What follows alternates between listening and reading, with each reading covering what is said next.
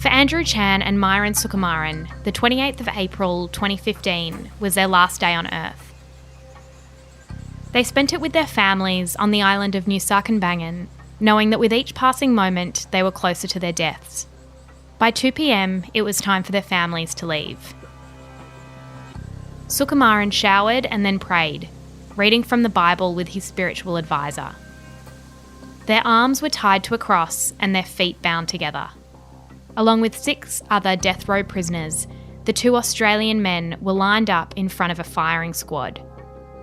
According to Cindy Wockner, author of The Pastor and the Painter, they sang Hallelujah and then Amazing Grace.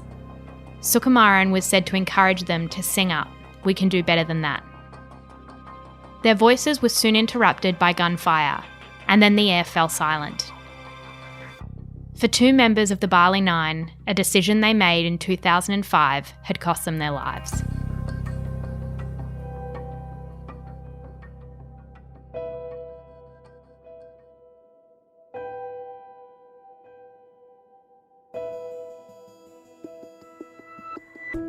I'm Jessie Stephens, and this is True Crime Conversations, a Mamamia podcast looking into the world's most notorious crimes by speaking to the people who know the most about them. In this episode, I'm speaking with Madonna King about the case of the Bali Nine. Madonna is an Australian journalist, author and media commentator.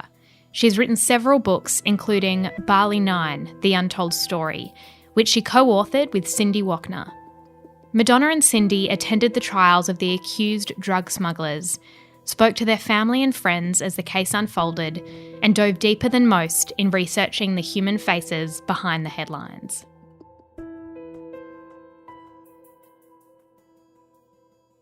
On the evening of April 17, 2005, a man named Andrew Chan is on an Australian Airlines flight about to depart Bali in Indonesia. What happens to him? He is arrested with 4 other people and taken in for questioning. And at that point, Jessie, he's got a swagger and he's joking with his captors, and he almost looks as though he's having fun, as opposed to the 4 colleagues that were also arrested on that night. But that changed certainly over the next 12 or 24 hours. And so you say there were others who were arrested. Who were they, and what sort of relationship did they have to him?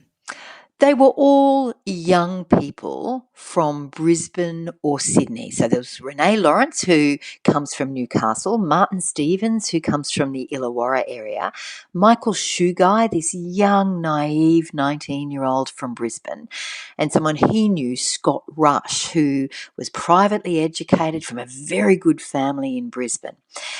Not that they knew each other was at the airport until they were actually called in for questioning. So what happened was Renee and Martin Stevens, a couple of hours earlier, had kilograms of heroin wrapped around their thighs and their back. All up, both of them were carrying about maybe 2.2, 2.5 kilograms of heroin, and it was so tightly wound around their legs and their back that they were feeling really uncomfortable. And they got to the airport and they got out of their taxi and they walked in, and they thought they'd got through security because there's this dog, a narcotics dog there, and it goes near them but then just passes by. Now, the reason why is because the person who had wrapped that heroin around their legs had put pepper, and that threw the scent the dog was looking for off. So Renee and Martin get through the checkout, get past the dog, and as they get past that, they give each other a smile because they think, we've made it, we've done it. And so they go and check in for their trip back to Sydney, but it's not open yet. And so they sit and they wait there. Just as they're doing that, another 2 young people, the 2 boys from Brisbane, Michael Shugai and Scott Rush, get out of their cab and they do something similar. They have a similar amount of heroin trapped to their body, and Andrew Chan, who is a ringleader of this operation, arrives at the airport with no heroin, and he's ready for the flight back too. He'd previously done this trip, but he's now one of the masterminds, I guess. So here he goes. So we've got 3 different groups arriving at the airport, going through various states of security. What they don't know is that every movement they'd made over the last few weeks and every movement of 5 others who were in a hotel room at that stage with another suitcase of heroin were being watched. And they were being watched by Bali intelligence officers who would follow them down to the beach and for a banana boat ride and for scuba diving. They would follow them up into the mountains and they would follow them to a cafe early morning where a group of them would have a meeting, and in the afternoon when another group of them would have a meeting.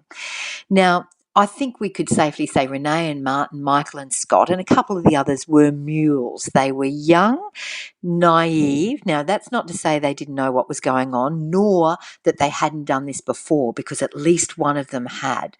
But they didn't even know that there were others doing this. They were kept apart by Andrew Chan and someone else. His name was Myron Sukumaran, but to the intelligence officers, he was just this black-skinned guy, because while he was the real top, no one knew who he was or what his role was. And so at that airport, the intelligence officers all talk to each other and then they go in and they stop Renee and Martin first and they say, "Oh, excuse me, can we see your passports? Can you come to this room with us? Can you do this?" And at first they're going, "Why?" And they're going, "Oh, it's just a routine body search." And Martin starts to panic. Renee's a bit cooler at that point, and they go in and they look through their hand luggage and they look through the bag they're carrying onto their plane, and there's nothing in it. And the intelligence officers know what they're looking for, and at that point they then say, "Look, Renee, could you come in with me because we would like to do a body search?" And Martin's left outside. She's 28. She's about 10 years older than the rest of them, or some of them. She goes in and they say, "Could you take off your clothes, please?" And that's when she knows the gig's up. Martin is feeling sick and he then goes in. At this point, some of them are even smoking in the airport, which is against the law, but the intelligence officers with them know what's ahead of them and they don't even mind them flouting the rules there. And Martin is taken in. His carry bag searched, and he's still hoping. He said, "Why would you need to do a body search?"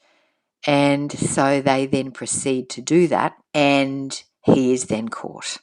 They were almost caught 10 minutes earlier when one of the bags of heroin started slipping down Renee's leg, and she's trying to walk through the airport knowing it's slipping further and further down her leg, and she then sees some toilet facilities and goes in there and fixes it. When she goes in there, the intelligence officers panic because they've lost her. They didn't see her go in and they don't know where she is. But they're now caught, and then the same thing happens with Michael and Scott, the boys from Brisbane. Now, they've never been overseas before. I think one of their parents didn't believe they actually had a passport. They knew each other at school, but not really good friends. But they were then asked by security to come in, and they panicked. In fact, Michael started to cry, and he looked so young at that stage. He looked like this schoolboy that I think some of the intelligence officers almost felt sorry for him.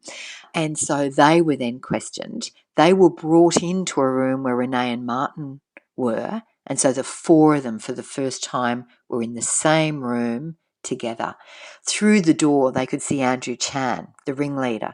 He didn't have heroin, but he was being questioned. And what he probably didn't know at that stage is while he didn't have evidence trapped to his body, they had been following him and seeing the meetings. They'd had a whole lot of intelligence built up over a significant amount of time that allowed them to also put him in another cab, and the 5 of them were taken down to the police station. 9 Australians have been arrested in Bali for allegedly trying to smuggle 10 kilos of heroin into Australia. 4 men and a woman were arrested at Denpasar Airport in Bali last night. They were headed for Sydney. How you feeling, guys? How's your health? How's it going? Yeah, tell him I love him. Tell my girlfriend I love her too. And it's great. I'm interested, you say that they'd had eyes on them for a period of time. What was the tip-off? How did they know that these people were involved in this kind of operation? Because the Australian Federal Police, months earlier, had been starting to build a profile. So they knew Andrew Chan had been to Bali a couple of times. On their profile list, they also had Renee Lawrence, Martin Stevens, and Matthew Norman. So those four were all connected in a way, because they all worked at the Sydney Cricket Ground as food runners for a big catering service. In addition to that, Renee and Matthew seemed to be friends too. Certainly, Renee had been to his house once, Matthew Norman's dad says, but they kind of knew of each other. And so the AFP were suspicious, and they had had a tip-off from someone in Brisbane. No one knows who. It's one of the questions that I don't know who it is either. But it was weeks before they departed. So over those coming weeks, they put big wall maps up on their walls, and they started to plot who knew who. Because all of a sudden, while those four were on their profile list, one of them would go in and buy a ticket for Bali for them and someone else who was not on the list. So that name would then go on it. So they were trying to find out, did they know each other? How did they know each other? I'm fairly sure they ascertained some telephone records, which proved to be gold. And all this was on the basis of this informant who had called them from Brisbane. And so one officer said to us they began to trap more rabbits down a hole, which was the term he used from memory. So by the time of the trip, by the time they got on that plane to go to Bali, the AFP had loads of information, even things like that prepaid phones had been bought, that the mules had been told not to smoke for 2 weeks before they got on that plane, because if they'd got to the airport and lit up, they could immediately prompt suspicion. They would look nervous. And they'd thought that Andrew Chan was the organiser as well. So there are others involved in this, because we've just been talking about 5, but of course it's the Bali 9, and another 4, while these were being arrested, were sitting in another motel room in Bali. They also had some of them on their list, not because they thought they were about to commit any wrongdoing, but because they were building this profile, particularly around Andrew Chan. The only person that they didn't have on their profile for a long time, and they actually got evidence against him, was Myuran Sukumaran. And they didn't know of him, they didn't know he existed, and that's why the intelligence officers in Bali, because they were alerted to this by the AFP, which I'm sure we'll come to, but all the intelligence officers in Bali knew was there was this black-skinned guy who was hanging around them, who seemed to have a role, and maybe even a really senior role. But our intelligence officers didn't have a clue who that was. And I'm interested in, who we would later find out to be the ringleaders in Chan and Sukumaran. Who were these men, and what kind of lives had they led up until that point? Yeah, sure. So the 2 ringleaders were no doubt Myuran Sukumaran and Andrew Chan, and they're both Sydney boys. On the night of that arrest, on April 17, 2005, those 5 who were arrested at the airport or stopped at the airport, the other 4 in that motel room were also arrested. Someone came and visited them at roughly the same time. And it was actually Sukumaran's 24th birthday. So he knew Andrew Chan through school. They'd both been to Homebush Boys High School. One was a bit older than the other. One was born in 1984, the other in 1981. But Jessie, amazingly normal families. If I go to Andrew Chan first, because he was who the police thought was the mastermind. I think he and Sukumaran were both heavily involved, and I would suspect that Sukumaran was even a little bit a step above Andrew, because he wasn't on the plane with them. So Andrew Chan lived with his parents in Enfield. People described him to us as a bit of a schoolyard bully. There's a story that he was always making mischief, but he'd stare people down. So at one time he actually stole a phone and someone dobbed on him or something, and someone said, "You've got a phone in your pocket." And he said, "No, I don't." They said, "Yes, you do." And he said, "No, I don't." "Go on, search me." "I don't." And did it in such a way, stared them down, that they didn't then go and search him.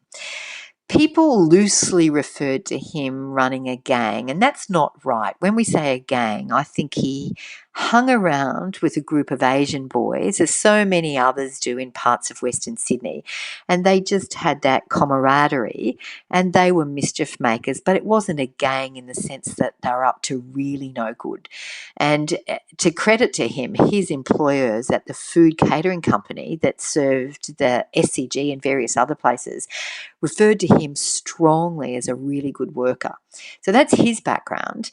He knew Sukumaran a little bit, and he's an interesting character. He was born in London to his parents. He was the eldest of three.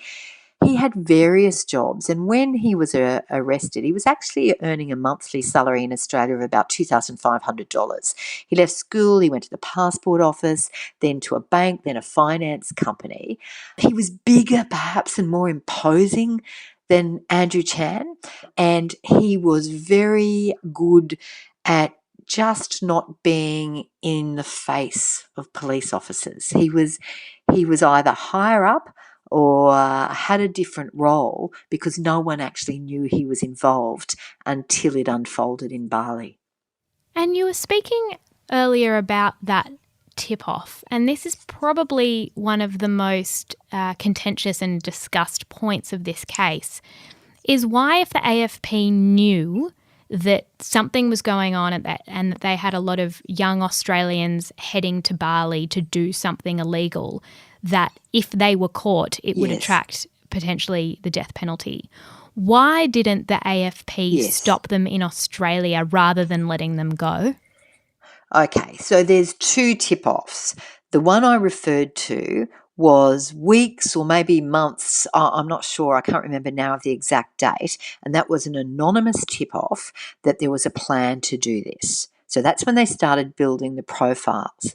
The tip-off I think you're referring to is one of the young men, Scott Rush. His dad received some phone calls from a travel agent in Sydney about picking up his ticket for the flight the next day. Now, that's Scott Rush. And so his father's thinking, why is he going overseas? Where's the ticket to? When does he leave? What's he even doing in Sydney? Why would he be getting on a plane? And so he rang a lawyer friend of his who said, look, why don't I ring the AFP? What they wanted was for the AFP to either stop him going overseas or to pull him aside and say, mate, if you're up to no good, remember someone's watching you 24/7.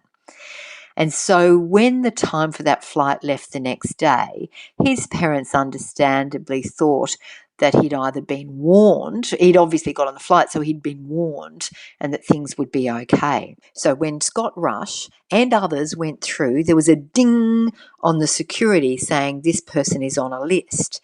So that customs guy, from memory, rang his boss, who may have rung his boss, and looked up to see whether he was allowed to leave the country. Now, from memory, Scott Rush was on bail for something else quite minor, but it wasn't a condition that he couldn't leave the country.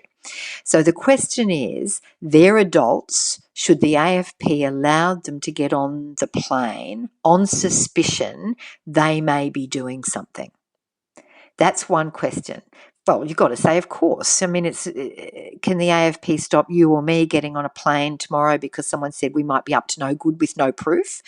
The bigger question is, should the AFP have tipped off Indonesian intelligence that this group looked like they were going to traffic heroin back to Australia? And that's been the really sticky point. Indeed, 4 of the families took the AFP to court and lost. But as a result of the public outcry about that And there's two sides to it, really, I think. But as a result of that, there are now more stringent guidelines, I guess, around how the AFP deals with that. And if it is a country where there is a death penalty, they cannot do that, I think, without the permission of the government. But there's certainly restrictions on how that is then dealt with. When we spoke to the AFP, they gave us, and remember this is as this was unfolding, not now, when we spoke to the AFP, they were quite unapologetic about telling the Indonesian authorities. They said they didn't know about Sukumaran, a ringleader, and it was the Indonesian intelligence that got him. They say that the information they had and supplied, because they wrote at least two letters to the Indonesian intelligence telling them what they knew, but they said that was minimal compared to what the intelligence officers in Bali had been able to build over a couple of weeks.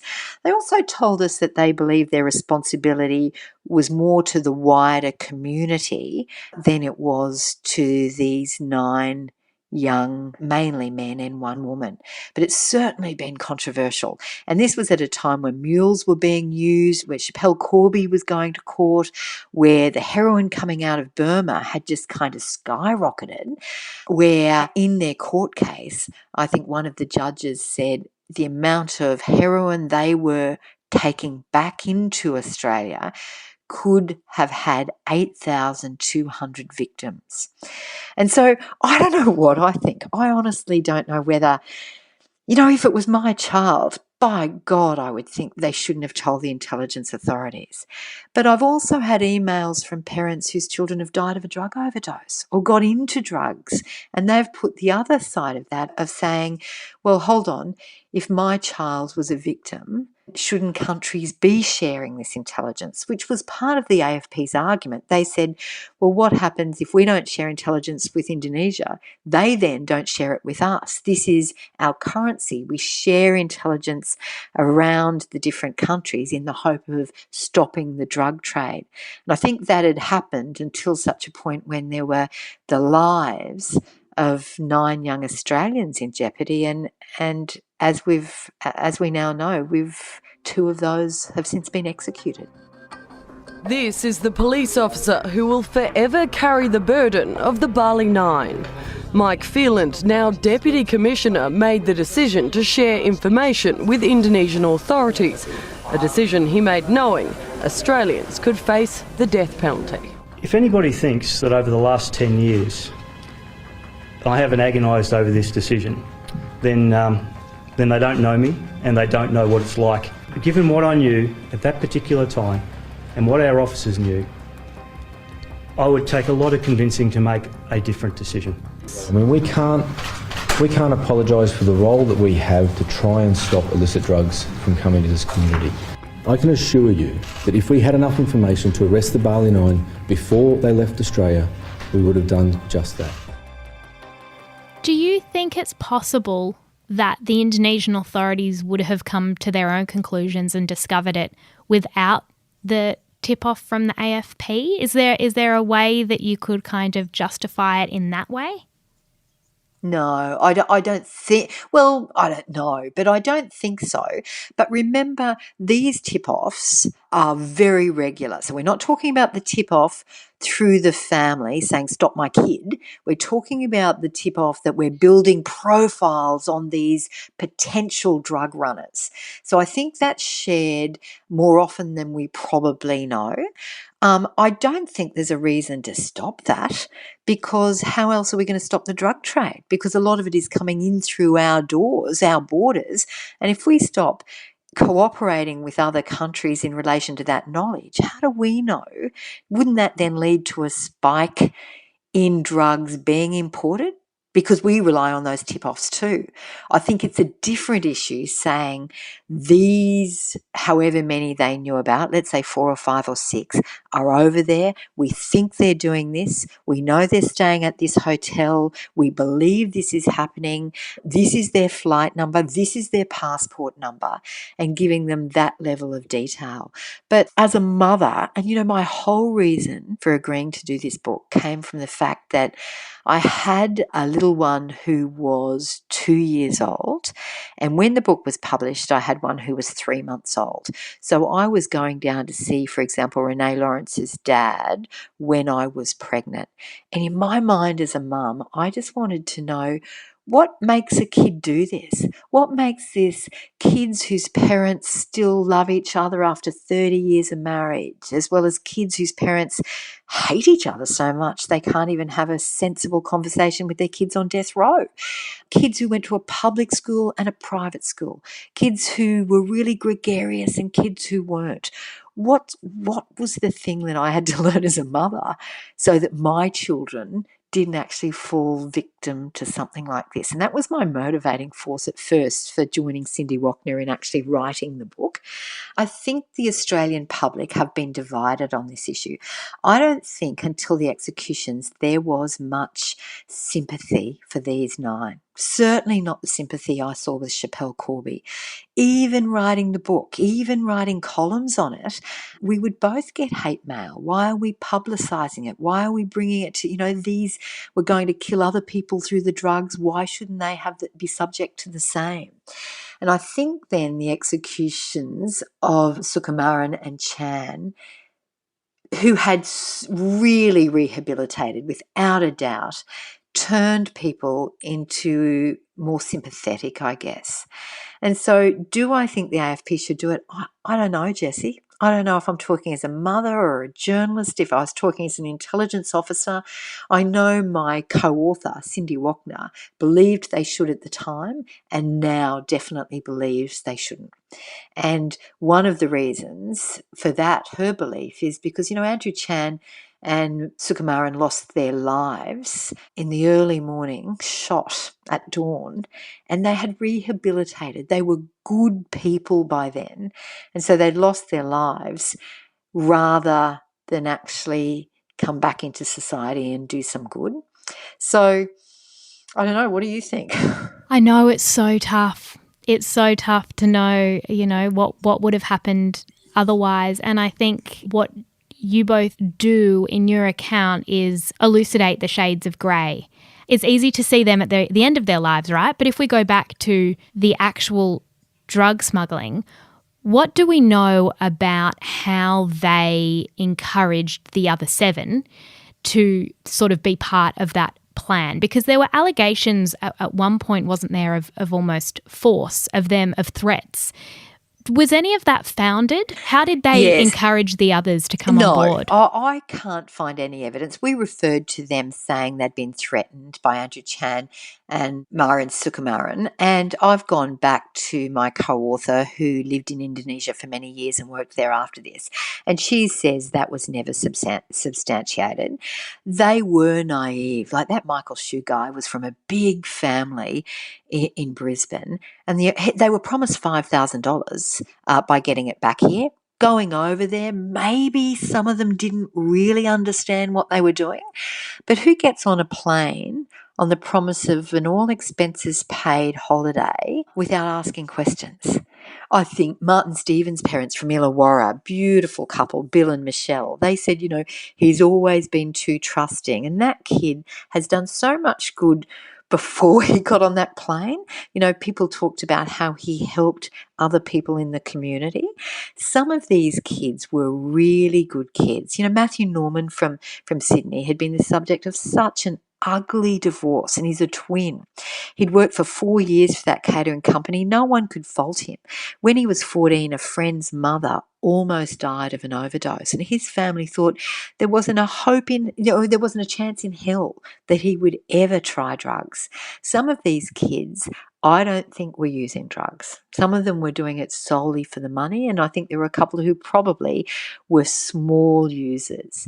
I think some of them had got into the wrong group. Scott Rush, this bloke from Brisbane whose parents just hate the media and hate the publicity, and I understand why, but he had gone to a really good school, Maris Brothers, really good school in Brisbane, but he'd started to mix with the wrong kids, and of a Friday night some of them would sit under this bridge in Brisbane, and on occasion part of the group would jump on the back of a train while it was going along, some with graffiti cans, others not, and they'd risk their lives after a few drinks getting the train from one stop to the next and then getting it back again. So it was small time stuff, but it was stuff where they were actually leading down the wrong path.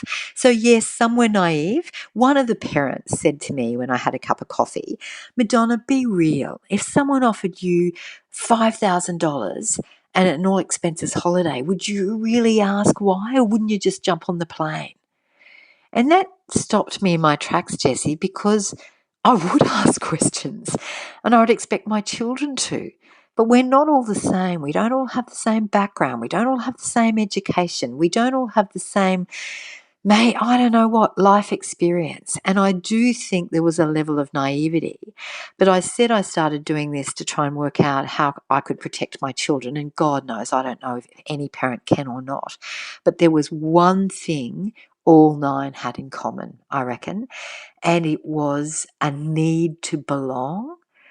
They didn't actually belong in any group. They were constantly looking for others who would make them feel part of their group. So can I talk about Renee Lawrence for just a tick? She grew up in Newcastle.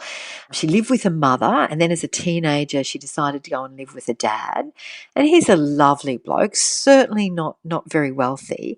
And on her 18th birthday, she was going out late, coming home late, and he said, no, you live here. The rules are under my roof, and you will stay here. And she didn't want rules, so she just left and she cut off all contact with him. Now, she had struggled with mental health. She'd attempted to take a life. She'd certainly done this trip once before. She'd travelled to Bali twice in the previous 6 months. Once she brought back drugs and was paid. The other, it was stopped because of a finance issue. They couldn't get the finance to do it. Now, her dad, I sat in his lounge room and I looked through the old photographs of Renee. And as a kid at school, she's just like your kids and my kids. She's, in this little school uniform. She's running. She's got this little gap between her teeth, which is just gorgeous. She's smiling. She grew up as a teenager with some real struggles in mental health. Her big loves were animals and fishing.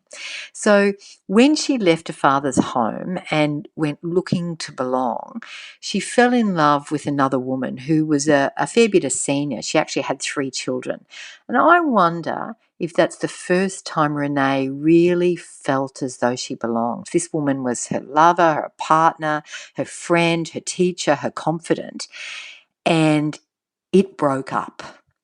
After a couple of years, she tried to take her life again, and that's when she started to contact her dad again, and it was soon after that she got on the plane to Bali. She wanted to belong, and I think if I went through all 9 of them, I can see somewhere, or at least maybe in 7 of them, somewhere where there was this urge to find their tribe. And they were just living on the periphery of adolescence or early adulthood. Now, that's not to excuse them, because those drugs that they brought in would have killed some Australian kids. So I'm not so much defending them as trying to think, well, what's the rationale of why kids from good homes?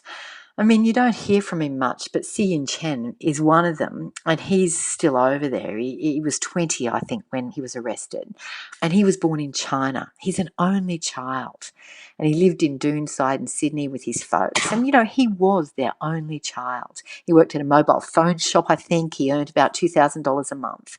Just imagine the heartbreak that he's brought to his family through doing this.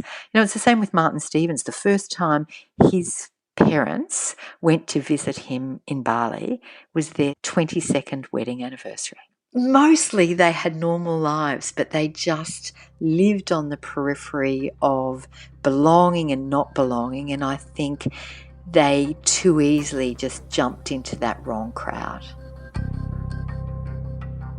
Renee Lawrence, welcome to 7:30. Thank you for having me. When you look back at your time in prison now, what was the darkest period for you? I actually thought it was when I got arrested, but it was actually getting the life sentence. You didn't expect that? No. Nobody expected it. Is it difficult now? I mean, do you, for example, do you still have people pointing at you in the street and whispering and, that's Renee Lawrence? Is that tough? It is. I wish I was just another person walking down the street, which I class myself as I am. I'm no one special. Why now? You've been out in Australia, free for over a year. Why have you chosen this moment to speak up? I think it's a good opportunity while the President of Indonesia is now in Australia. The message would be to put a plea towards him if he could reconsider giving the boys that are still there a reduced sentence. What would you say to those people watching this that might argue, well, look, they did the crime and they knew the possibility, they don't deserve it? Yes, we did the crime. We have and we still do apologise greatly for that. But they're still human. Everybody makes mistakes. And it just so happened that we made a really, really big mistake. They've done wrong. We all done wrong.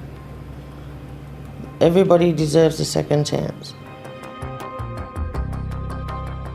And it's interesting because you sort of touched on this earlier, that we can't look at the Bali Nine without considering the case of Schapelle Corby, which came before it. I think that context is crucial. Why do you think it was that there did appear at first to be this real lack of empathy for these young people, especially compared to Corby? Oh, do you want my honest answer? They weren't attractive, a beautician, didn't make great photos for the front page of the paper. There were a sense of racism, I think.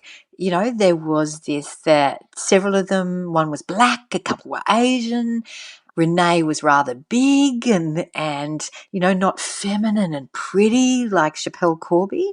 And I know that sounds quite rude, but I think we did see that come through in our emails and the like. There was also a big group of them. I also think there's a difference between heroin and marijuana.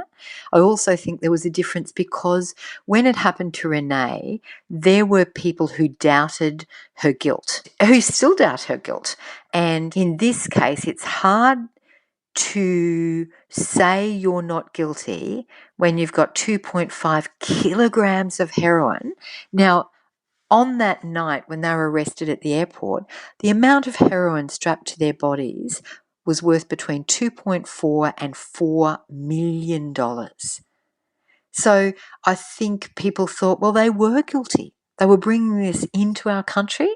She was going to another country. So I think there's a whole lot of reasons. But I think Schapelle, we felt more sympathy for as a community because she was a young, distressed, attractive female whose innocence was in doubt, because I do think a lot of people, I don't know if the same amount of people, but certainly at that time, you remember, you know, I was on ABC radio and people would ring in saying, I've spoken to someone at an airport and I know they go through bags, and then someone else would ring saying, I know, you know, it's really easy. I know someone who knows someone at Sydney Airport and I know he has a drug conviction. And there was all of this. So the level of doubt around Schapelle was quite high. I'm not sure it's that high now, I'm not sure. But at that point it certainly was.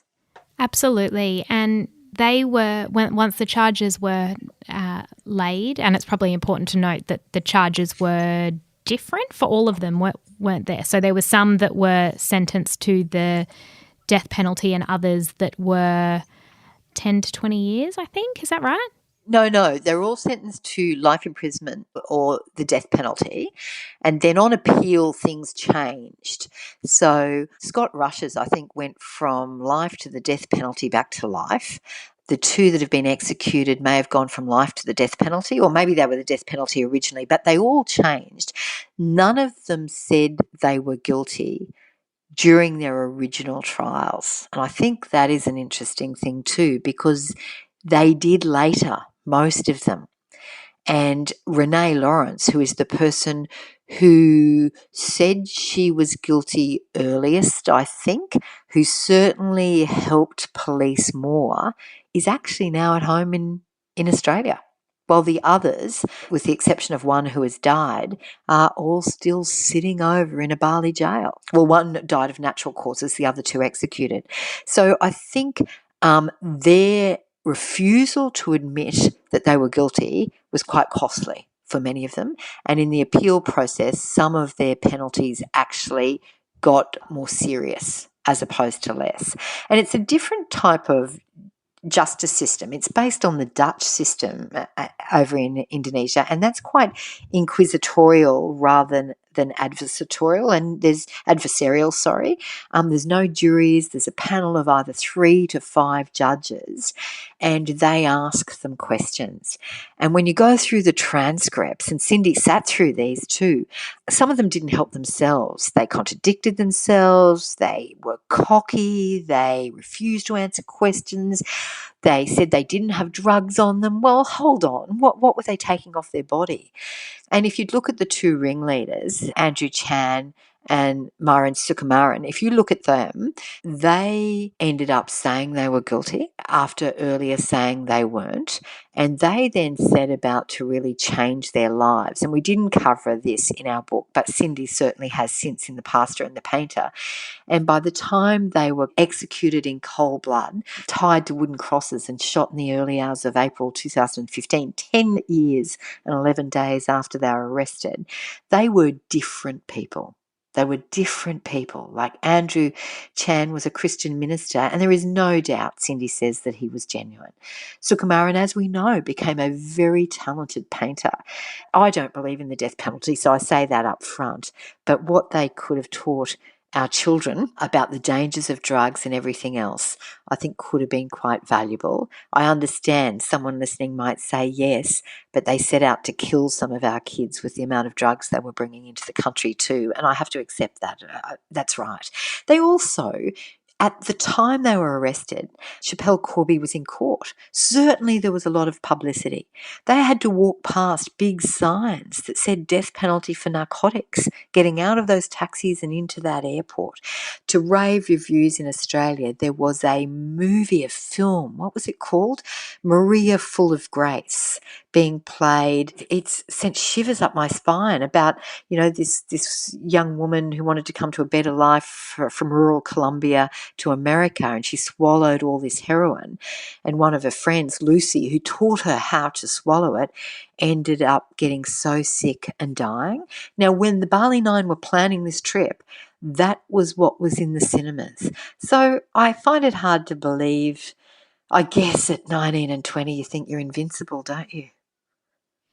Yeah, and I think that's a really, good point when it comes to how sort of Australian sentiment shifted, because we were in the midst of this Schapelle Corby discussion and trial, and that was on the front page of the paper. And then for this to happen, it was almost like, how could you be so stupid? We were so frustrated, I think, by Absolutely. How could you be so stupid? And heroin was on the increase in Australia. It was coming in from Burma, these remote and hilly regions near the Chinese border, I think, and it's where most of the heroin was coming from. And 1 gram, I remember this, at 1 gram at that time in Australia cost $300. $380 in Queensland, and because it had to cross the country, $500 a gram in Western Australia. So imagine people with addiction, the level of crime around that. The average heroin dealer, now we're talking about 2005 in Australia, was earning $1,200 a week. And I think the country was looking at drugs as a ongoing but perhaps growing problem and needed to do something about it. Indonesia has always been absolutely unforgiving about narcotics in its country. In fact, I think they've probably become, I wouldn't say softer, but now if you admit an addiction, I think they treat that with a greater level of, leniency perhaps than if you don't admit an addiction, because they're trying to get the big people. And one name that we haven't talked about is the biggest person in this, and this is a 22-year-old woman from Thailand called Cherry Licket Bannacorn from memory. And she was this, I suppose she's a woman at 22, but she came across to Indonesia. She stayed at the Kuta Seaview cottage, and she had this suitcase specially constructed. It was silver. There were 5 kilograms of heroin in it. And Jessie, it was actually X-ray proof. And she came across to it. And it was Andrew Chan that went and visited her twice, and the intelligence officers missed it both times. Her name was not on any intelligence in Australia. It was the Indonesian intelligence officers that got her. She'd done it at least twice before, they said. Now, she was 160 centimetres. She was a master of disguise, mind you. She had shoulder-length brown hair, but she'd wear all sorts of wigs and be able to hide herself. But the drug squad chief told us for the book in Indonesia, his biggest regret was his inability to nab her, because they almost did. They were within a whisker. 6 weeks after the arrests of the Bali Nine, she was on an immigration watch and she tried to cross the border into Thailand. I'm not sure where from now, from memory, but they confiscated a passport. They let her go on the condition she go back to Indonesia as a witness. So they actually let her go. Now, guess what? She didn't turn up the next day to go back to Indonesia. And they suspected her of being a member, or at least a messenger, for an international drug syndicate that spread across several countries, not only Australia, but Nepal, Nigeria, Thailand, Indonesia.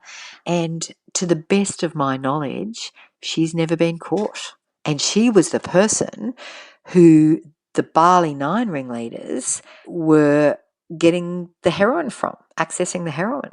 It's so interesting, and that she's, never been caught since. One of the most interesting things that I find about this case is, I go out to talk to grade 10s and 11s and 12s because, life can turn on a 5-cent coin. You're a teenager and you can make a good decision or a bad decision.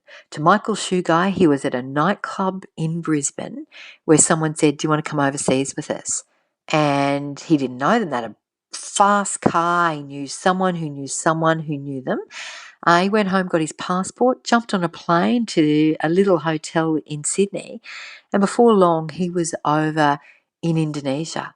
And so there was a point where he could have said no or why.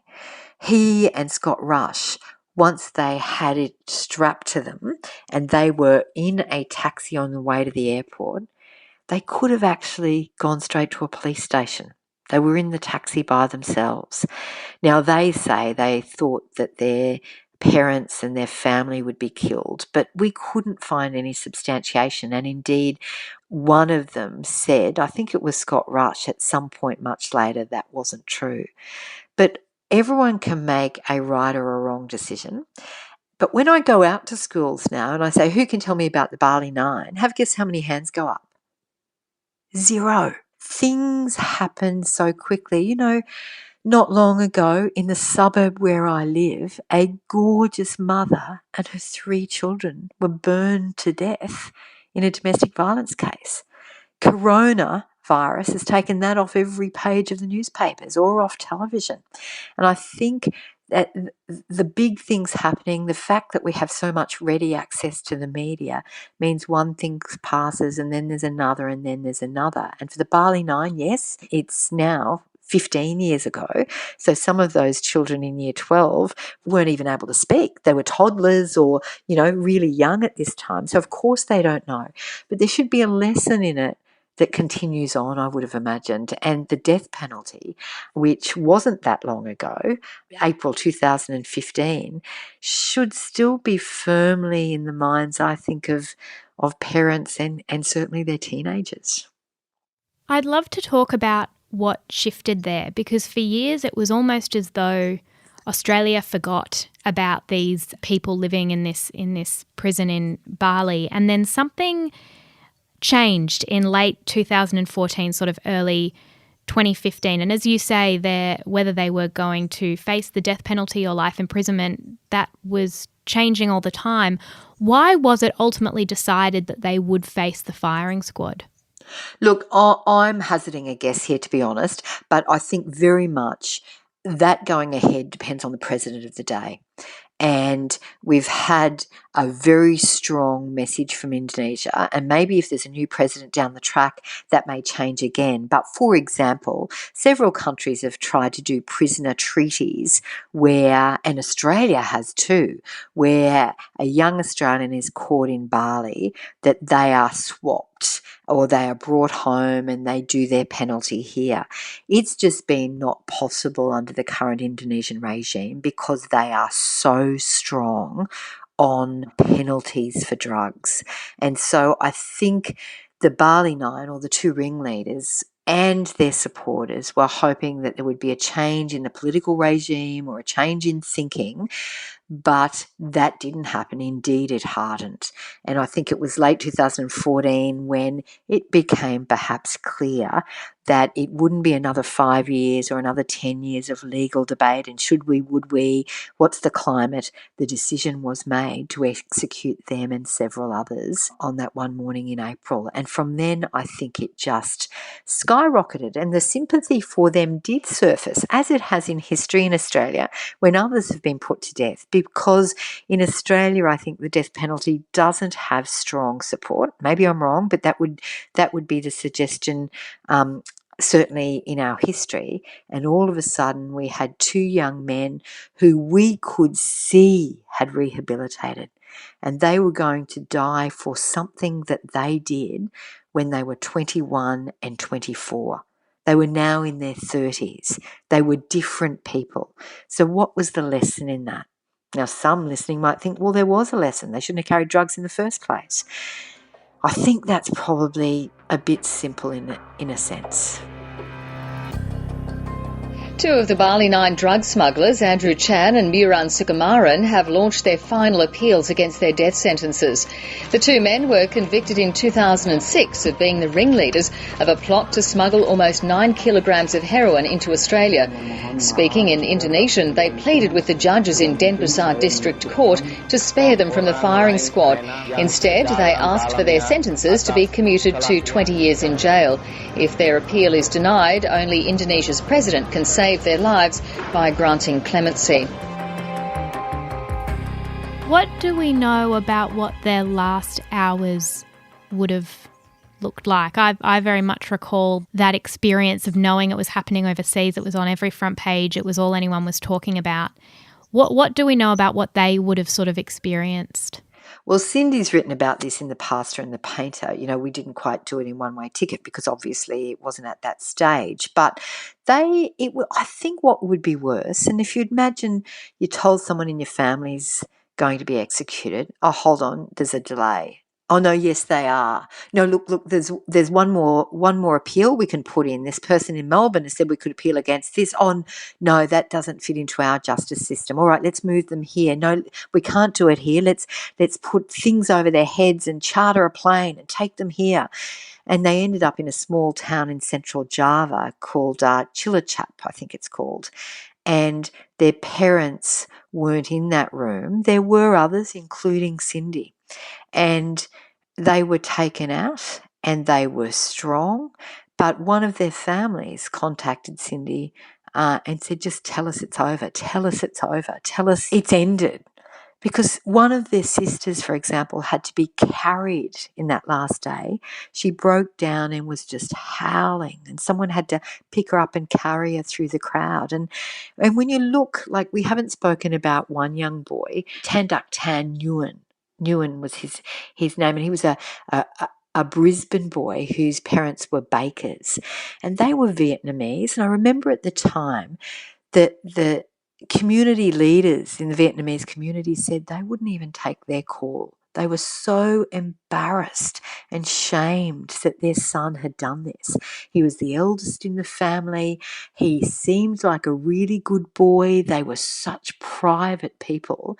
Now, he's died, I think, of stomach cancer, a little while ago in a Bali jail, and it broke his parents' heart. His father and sister would continually go over there. But for a family like that, who in some cases had come to Australia to give their children a better life. In other cases had sent their child to a private school, or had gone out of their way to make their life as good as they can and a better life than they had as children. And then through what some would call a silly mistake, someone would call a rash decision, someone would call naivety, but certainly a crime in Indonesia that carries a death penalty, they then found themselves being walked out, tied to wooden crosses, and a whole lot of shooters. I forget how many. There were heaps and heaps of them because some had blanks in their rifles, some didn't. And so they'd never know who actually ended up killing them.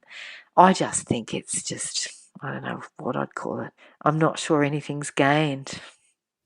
No, and that started such an interesting conversation in Australia at the time in terms of who was for and against the death penalty. I think the Australian government at the time absolutely thought it was deplorable. Has always. Yeah, I think Australia has always largely thought that, taking one life for a wrongdoing, no matter how bad. Now, of course, I think there probably are exceptions where someone is so evil that they deserve it almost. But we saw these two young men, young criminals, whatever you want to call them, turn their life around and work to the betterment of society. So what would have happened if they had come back to Australia and for 10 years they had to travel around to schools and tell a 16-year-old about the stupid decision they made? Now, I know some people will disagree too, and they might be right, because someone said to me, yeah, okay, so if they were allowed back to Australia and the AFP didn't tell the Indonesians and they arrived back here, in our courts, what would they have got? A slap over the wrist and they'd be out again. And there may be some truth in that too. So if there was the perfect recipe for dealing with this, I think we'd all have it. But some would say, and particularly the Indonesians, that our legal system is massively lenient on drug traffickers. And perhaps they have a point. We would say, and many of us would say, that theirs is cruel on drug traffickers, particularly the death sentence. And I even think life in Kerobokan or the other jails they're in certainly isn't a Sunday picnic, that they're too hard. But when you walk onto the soil of a country, what the penalties, what the laws are, and you live by the laws of that country. And I think Australians largely have thought that, with the exception of the time where the death penalty was being talked about and discussed and on talkback radio and the subject of podcasts and everything else, they started thinking, is this any way to deal with crime? The final question I wanted to ask you was about whether you think this is a news story, and sort of we touched on this earlier, but whether this will potentially change people's minds when given, the opportunity in a nightclub 5 years down the track or whatever it is. Is this possibly a lesson that every generation has to learn? Because it was something that was generation defining, I think, for people to know that there was, 2 Aussies in Indonesia being killed.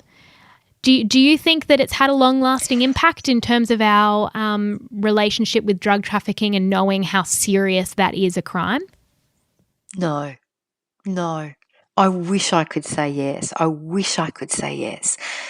But at a nightclub in Sydney, Brisbane or in Melbourne or anywhere else, how many young people are saying no to handing out drugs or taking drugs or sharpening a needle and putting it into a vein because 2 young men died on a field in Indonesia? I suspect none. And I suspect if we did a survey of drug use in Australia now as compared to April 2015 when they were killed or executed, that it would have increased. And if it has decreased, then I reckon it's because we've got tougher on the border or because of some reason in Burma that they can't supply the same amount. I wish like hell that these 2 lives hadn't been in vain, and that it had taught a generation of young people that you just can't do this. But I can't see any evidence that it has. Can you? No, I think it occurred in my lifetime at such a formative moment that I won't ever forget it. But you realise again how much news we're subjected to, and I remember my mother and my grandmother explaining that this had happened in their lifetimes previously. I think there was a case in the 80s and before that, and you think this is going to be the moment that teaches us a lesson, and it just isn't. It just isn't. But even you're not them, Jessie, and I don't think I am too. We had people telling us that or giving us that warning. In some cases, these kids didn't. In some cases, they did too. But I think it's normal for a young person to think that they're invincible, that nothing will happen to them. And, some of them had reason to believe that because they'd done this trip before, like Renee Lawrence. She'd brought back drugs and she had been paid handsomely.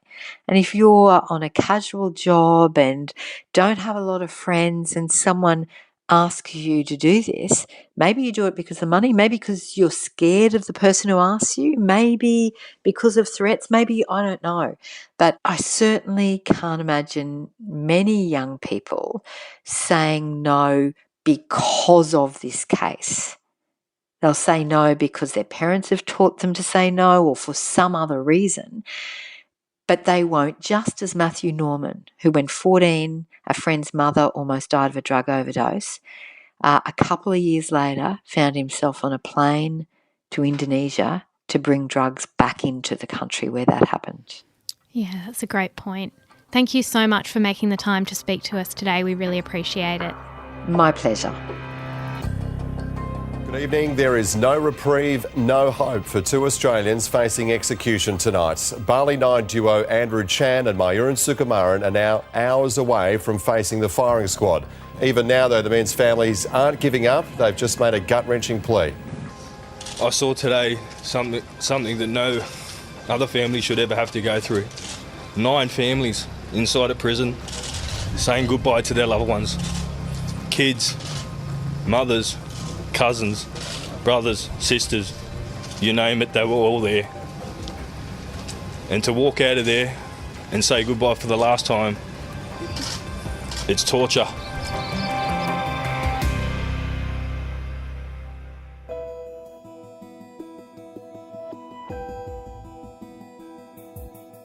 Bali 9, The Untold Story by Madonna King and Cindy Wockner is available at all good bookstores, online, and via the link in the description of this episode.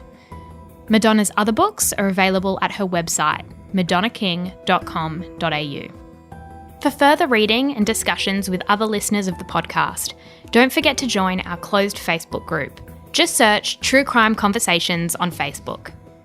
True Crime Conversations is a podcast from Mamamia, hosted by me, Jessie Stephens, with technical production by Luca Levine.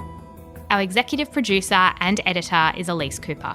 You can contact the show directly by emailing truecrime@mamamia.com.au. Thanks for listening. We'll see you on Mamamia.